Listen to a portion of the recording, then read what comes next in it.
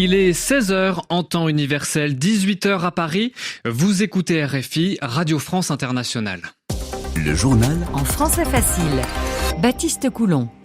Lundi 21 octobre 2024. Bonjour, bienvenue dans ce journal en français facile.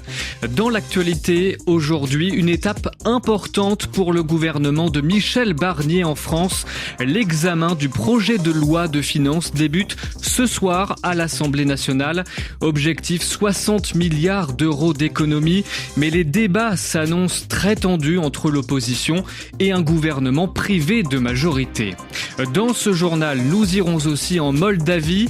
Les Moldaves disent oui au principe d'adhésion du pays à l'Union européenne après une nuit où le non a fait la course en tête. Reportage de notre envoyé spécial dans quelques instants. Et puis nous terminerons cette édition en musique avec Pat Metheny, guitariste américain de jazz. Il dévoile un nouvel album composé avec sa guitare.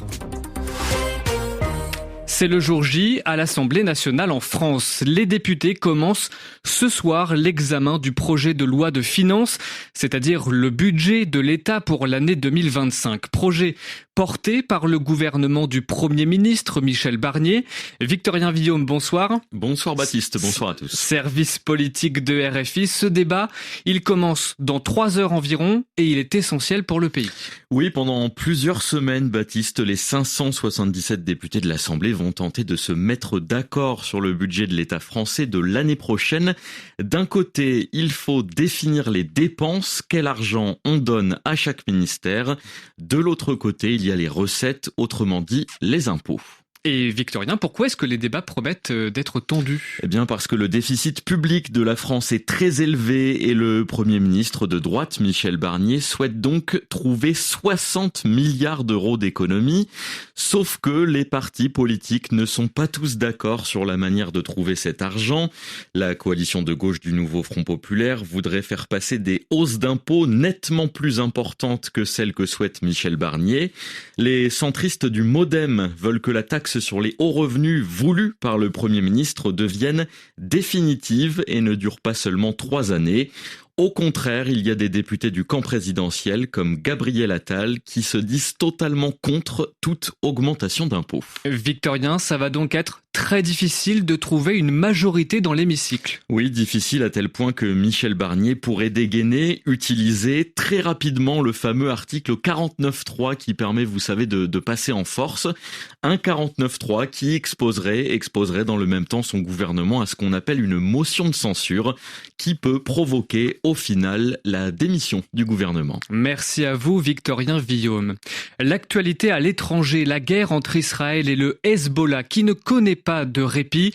La milice chiite dit avoir visé des soldats israéliens au sud du Liban ce lundi. De son côté, l'armée israélienne a détruit à l'explosif plusieurs maisons à la frontière entre les deux pays. Elle a aussi à nouveau visé une institution financière du Hezbollah.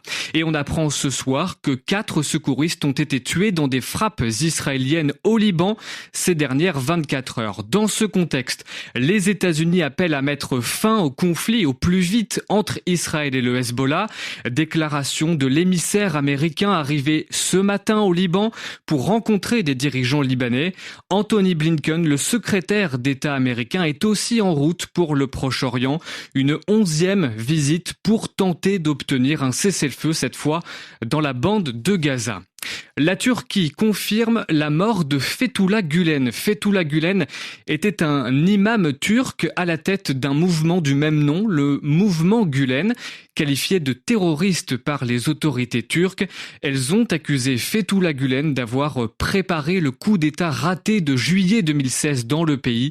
Fethullah Gülen est mort à l'âge de 83 ans aux États-Unis où il vivait.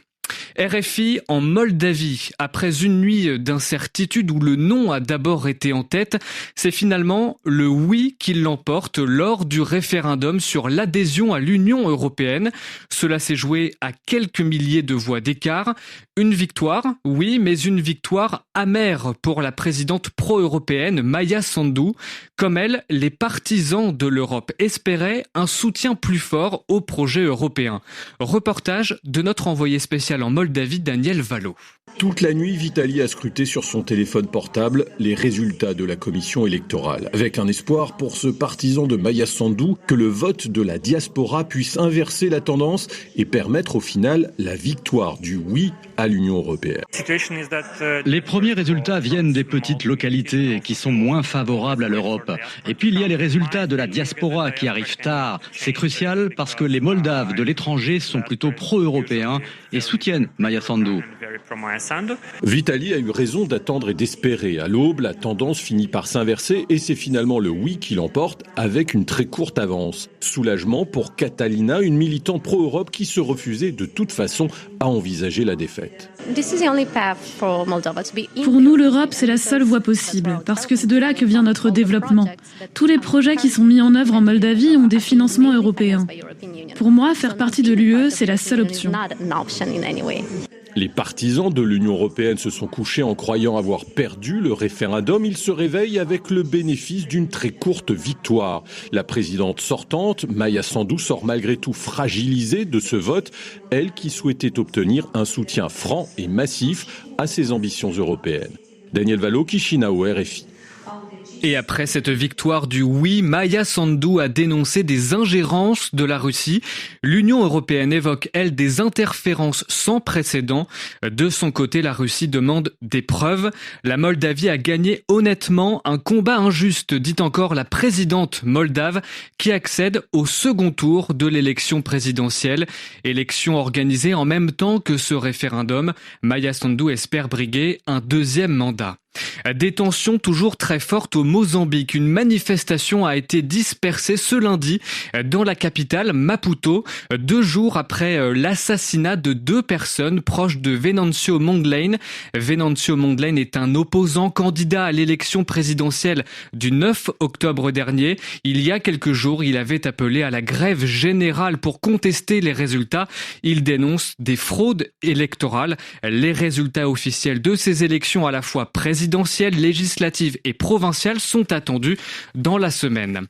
Dans le reste de l'actualité, nous allons terminer et continuer ce journal avec l'actualité au Cuba, à La Havane, capitale de Cuba. La moitié des habitants ont à nouveau de l'électricité après 4 jours dans le noir et la panne de la principale centrale de l'île. Elle a provoqué des coupures dans tout le pays. Cuba confronté aussi à l'ouragan Oscar. Il a touché terre hier soir. Mais soulagement car il a été rétrogradé en tempête tropicale la nuit dernière par le Centre américain des ouragans. Jusqu'à 12 000 soldats de la Corée du Nord pourraient être envoyés en Russie. Le but, soutenir Moscou dans sa guerre contre l'Ukraine. C'est ce qu'ont indiqué vendredi les services de renseignement de la Corée du Sud. La Corée du Sud qui convoque donc ce lundi l'ambassadeur russe dans le pays. Séoul demande le retrait immédiat des soldats déjà envoyés par Pyongyang, environ 1500. La Russie, de son côté, dit vouloir poursuivre sa coopération avec la Corée du Nord. Terminons ce journal en musique avec aujourd'hui un guitariste de jazz devenu légende vivante, l'américain Pat Metheny. Il revient en solo avec un nouvel album mondial et c'est Edmond Sadaka qui nous en dit davantage. Reportage. Sa discographie a dépassé les 50 albums, ses concerts se comptent par centaines tous les ans. Pat Metheny détient une carrière impressionnante, avec en outre 20 Grammy Awards pour une 40aine de nominations. Pour cet album solo, le guitariste cherchait un nouveau son. Il s'est fait confectionner une guitare spéciale appelée guitare baryton, dans un registre plus bas que l'instrument traditionnel. Pat Metheny. L'idée de la guitare baryton est relativement récente pour moi. C'est un instrument à mi-chemin entre la guitare traditionnelle et la guitare basse. Les cordes en nylon ne sont pas accordées de façon classique. On peut donc exécuter des phrases et des accords impossibles à faire sur d'autres instruments.